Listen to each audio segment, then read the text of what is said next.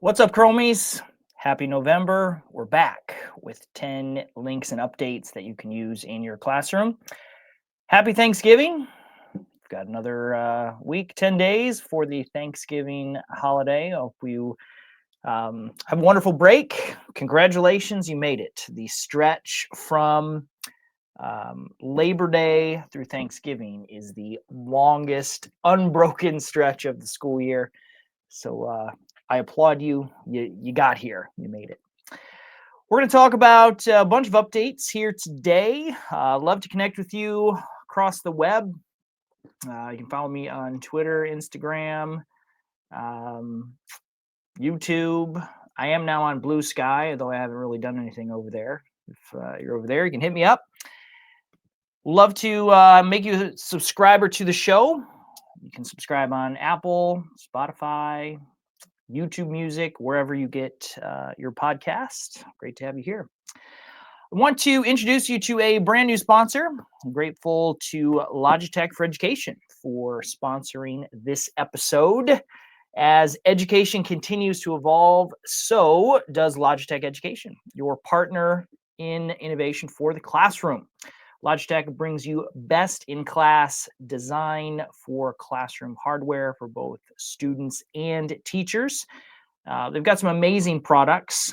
A couple that I've been quite impressed with include the Zone Learn wired headset. It's great for elementary students. The Logitech Reach document camera, which is great for math and science teachers, and the Blue Snowball microphone, which I personally used for many years on the podcast. It's a great mic if you're doing any classroom podcasting.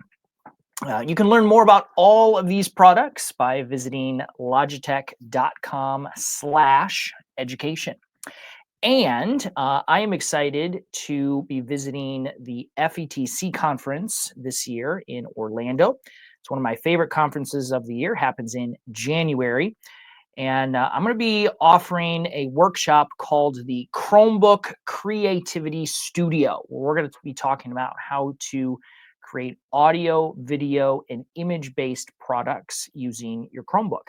And Logitech has generously offered to provide some of their hardware for us to use during that workshop at FETC. So if you want to come hang out with me, learn about using Chromebooks in the classroom, and check out some of Logitech's cool equipment, register for the FETC conference.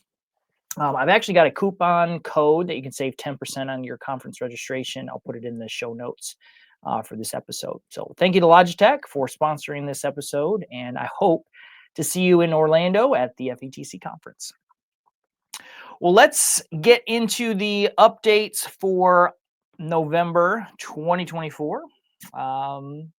There's always a few things. I wouldn't say that it's the busiest month on record, but it's a few things to talk about. First one will make a lot of people happy. Google Slides has some new templates. It's about time. We haven't seen any new templates for slides in forever. So some nice modern options that you and your students can select from. I'm a big fan of Slides Carnival for finding templates as well. So there's lots of options, but you'll see those the next time you head into Slides.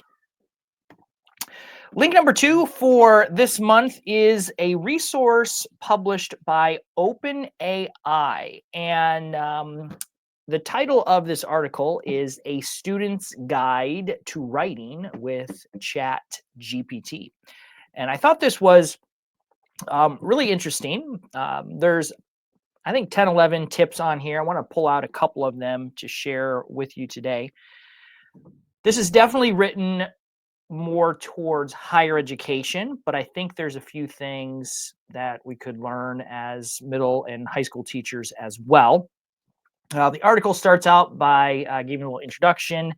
When used thoughtfully, ChatGPT can be a powerful tool to help students develop skills of rigorous thinking, writing, and assist them in thinking through ideas, mastering complex concepts, and getting feedback on drafts.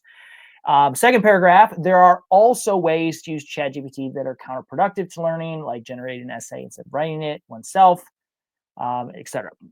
Obviously, we're aware of those issues. So ChatGPT, OpenAI, has put together 11 tips for helping students use um, their resources in a productive way. So I'll just, again, look at a couple of these. Tip number 1, delegate citation grunt work to ChatGPT. Love this tip. I remember handwriting citations when I was in college, and it was a pain. We have tools that can do that for us. So some of the prompts that are suggested is convert my bibliography from MLA to AP format, read through my essay and tell me if I've included inline citations for all my sources. Here's my bibliography, cite this in MLA style. Those are great. I think that's a really great use for AI. Tip number 2, quickly get up to speed on a new topic. So generally just using AI as a tutor to help you understand key ideas. Get a roadmap of relevant resources. I thought this prompt was interesting. So who are the leading scholars in the field and what are the major contributions, related to whatever you're talking about? That's an interesting idea. And number 4, complete your understanding by asking specific questions. So if you get stuck, using AI to clarify things. Then we have some construction tips, getting feedback on your structure. I thought this one was interesting. I've never done this before. It says test your logic with reverse outlining. So after you've written your paper, the suggestion is to put it into ChatGPT and ask it to create an outline of what you've written to see if the main ideas are clear enough to be identified by AI. There's 4 or 5 additional ones, but I thought that was an interesting overview of some ways that you could potentially use AI for essay writing. So I'll link to that. Maybe that'll spark your imagination a little bit. Link number 3, we're going back to Google Docs for a minute. Google has announced some new building block templates. Now, for review, Google introduced the concept of smart chips several years ago. You can combine smart chips together into building blocks, which are basically templates to quickly insert reusable blocks of information into a Google document. So there's a bunch right now. You have meeting notes, email, review tracker, things like that. So they're adding some new pre-built building blocks, including contact list. So it's basically a little address book. Task tracker, which I think could be interesting for the classroom. So it has who's assigned to it, what are they supposed to do, what's the due date, what's the status. Decision log. So as you're making changes to something, just tracking those. That could be interesting for use on like a website update project or accreditation, some kind of a committee. Yeah, I think those are the new ones they've created. They also announced that they're making some updates to how tables are displayed in Google Docs. So the header row is going to look a little bit more like Google Sheets. And each column will have a data type associated with it. So text, number, date, file, and so on, so that your data is more consistent. I was trying to see if they're adding sortable, filterable columns in Google Docs. It does not appear that they are doing so, but as soon as I get access to this, I'll be interested in checking that out. That'll be very useful because again, right now you put a column in Docs, it's pretty limited about what you can do with the data in that column. So for me, Google Sheets tends to be a better choice in most circumstances. So that was link number 3. That'll be coming in late November. Number 4, Google has announced that Vids, its newish video creation tool, is now generally available. Google Vids was announced, 6-8 months ago. It has been in beta. I did get early access to it, and I did do a little review. Play a few seconds of this video here. I did a review of Vids. It's good. Didn't blow me away, but it's a nice option. Very similar to Google Slides. So it's got the same kind of feel and format, which is nice, with some additional options that are, video creation related. There's actually two versions of Vids. So what you're seeing on your screen right now is some of the AI enhancements for Vids. So you can say, this is what I want to create a video about, and it will actually build that video for you, and then you can customize it. That feature there, the AI enhancements, require the Google Gemini license. The rest of Vids, the non-AI components, can be used by anyone who has the EDU Plus edition of Google Workspace, which, based on some surveys that I've done, is quite a few schools. A lot of the schools have upgraded. So if you have EDU Plus, you've got access to Vids. I did a little review. I created a little sample video. My wife and I, we took a trip this past summer. Yeah, so you can check that out. Take a look for yourself. This will be a part of Google Drive. So if you want to see, do I have it? Hop over to Google Drive, click on New, and see if it's there. So it should appear kind of right under Slides and above Forms, little purple logo. You can create your first Google Vid project. Moving on, link number 5. Google has finally announced that there is now a dedicated app for Gemini available for iPhone. Now, I'm an Android user, of course, and I had this for half a year. But for whatever reason, Gemini did not have its own app for iOS, and that is now changing. The benefit of the Gemini app is the ability to use your camera. You can take photos, you can dictate, you can hear audio, playback, things like that. So it's pretty cool.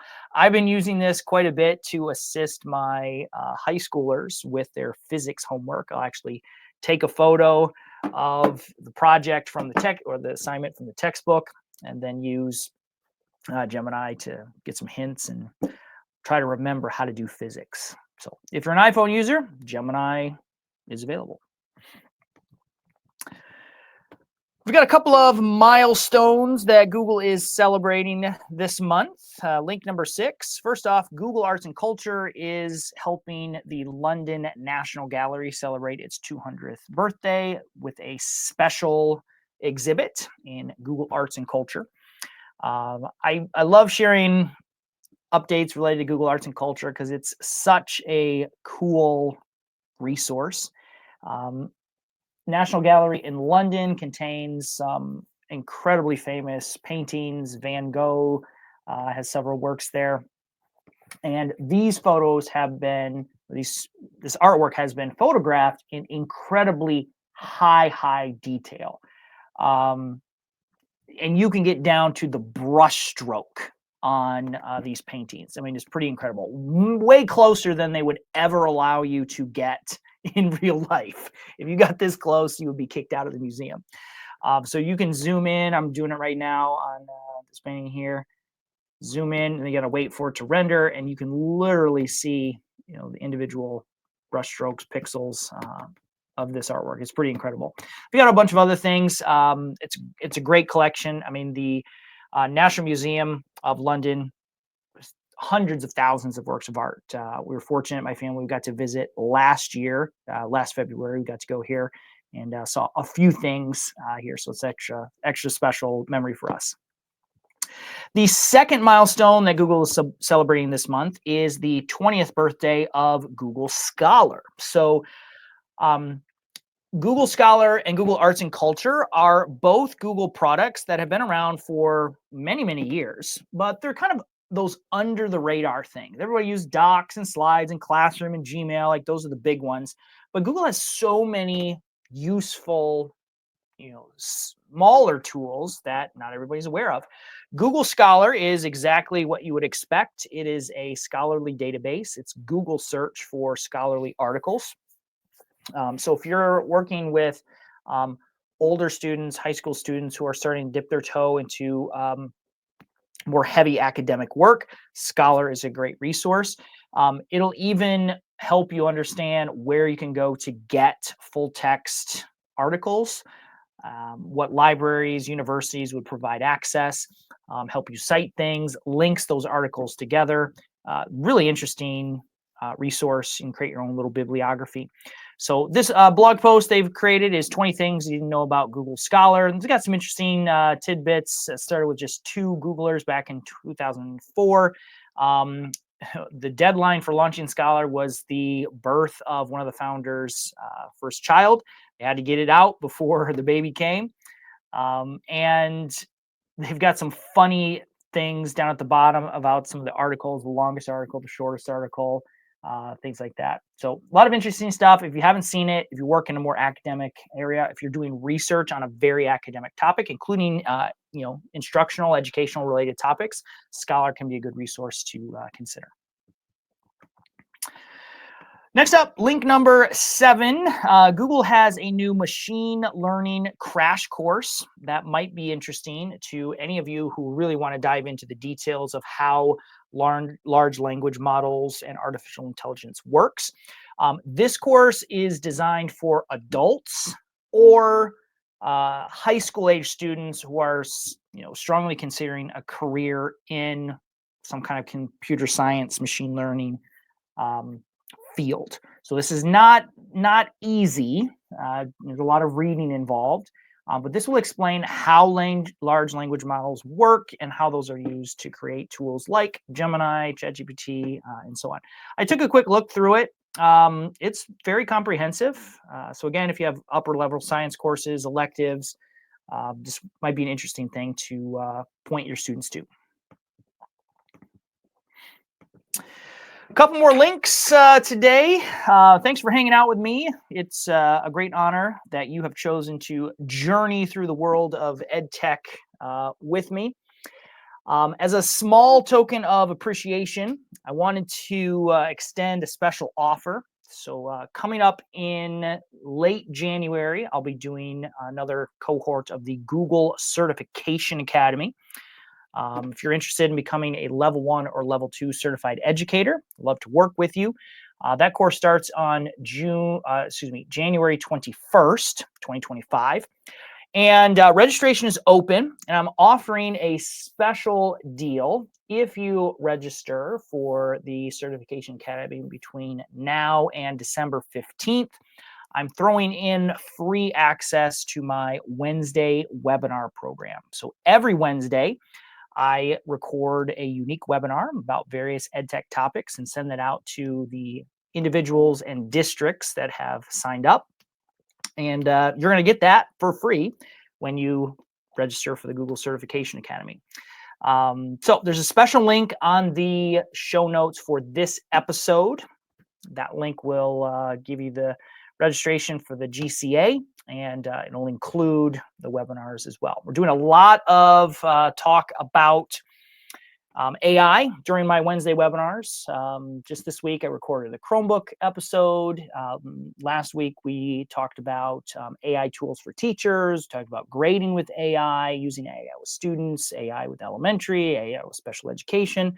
So if you're interested in AI, this would be a great opportunity for you. So thank you for being a podcast listener, a YouTube subscriber, and I'd love to work with you to earn your Google certification and all year long through the Wednesday webinar program. All right. Link number 8. Last week, I shared a new video. One of the things that I was doing is spending a lot of time organizing very long, complex documents. And Google's added a lot of new features to Google Docs over the last years. And so I put together a video called Google Doc Secrets, Organize Any Complex Document. If you have a very long, complicated document, think a dissertation, student policy manual, HR policy manual, accreditation documents, board meeting notes, anything like that, this video is going to be perfect for you. So there's 5 tips how to insert and utilize the new tab features of Google Docs. Secondly, how to use tables, how I use tables to organize mixed content. So if you've got images and links, how to organize those effectively, using smart chips, using internal links through headers and bookmarks, and then finally creating a document dashboard to kind of pull it all together. So the video goes into examples of all 5 of those. I've got a little demo doc I included that you can look at. So if you have a big, complicated document, there are some new, very helpful features you can take a look at. Well, let's wrap up our time together with a couple of Thanksgiving-related resources. The first one is something that I created. This is my Figjam gratefulness wall. So Figjam is a tool that I've been using for a while. It's a lot of fun to utilize, and this is just a simple way that students can practice gratitude by adding a sticky note to various questions that I've created. So you can take my template, change the questions if you wish. I've got 3 or 4 sample ones in there, and then guide your students through the process of adding their comments and thoughts to that. This activity here replaces one that I have typically shared around this time of year that I built in Jamboard. And this is your friendly reminder that Jamboard will be quietly ushered into the Google graveyard on January 1st, 2025. So if you are using Jamboard, I am sure that you are being bombarded with reminders about this, but you need to find a replacement, an alternative tool. There are several, but Figjam is one of the tools that I think is best suited. It matches Jamboard very well and has a lot of additional bonus resources. So I took my Jamboard activity, recreated it in Figjam, and added a few enhancements to it as well. So practice gratitude with your students over the next week through this simple gratefulness activity.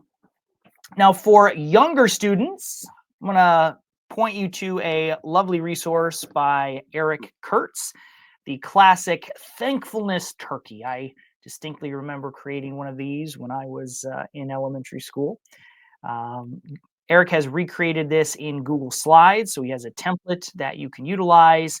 This is a good way to do a seasonal activity and helping your students build their technology, Google Slides related skills. So you've got the classic turkey and then the little feathers that you write your items that you're thankful for, and then add those to your turkey over the course of a few weeks. So you've probably seen this activity. Eric's just giving a little modern twist to this classic one. Well, I am grateful for you, grateful that you've chosen to listen to this podcast, journey through the world of educational technology with me. Love to work with you in January at the Google Certification Academy. A registration link for that is up. I'll put it in the show notes. And if you'd like to join me in Orlando, love to hang out with you at the FETC conference also in January. Never a bad time to go to the sunny state of Florida. January would be my pick. Have a wonderful Thanksgiving. Enjoy your break. Appreciate your support. Check out Logitech for Education and some of their great products, and make sure you subscribe to the show. I'll see you back here next month with more EdTech tips you can use in your classroom.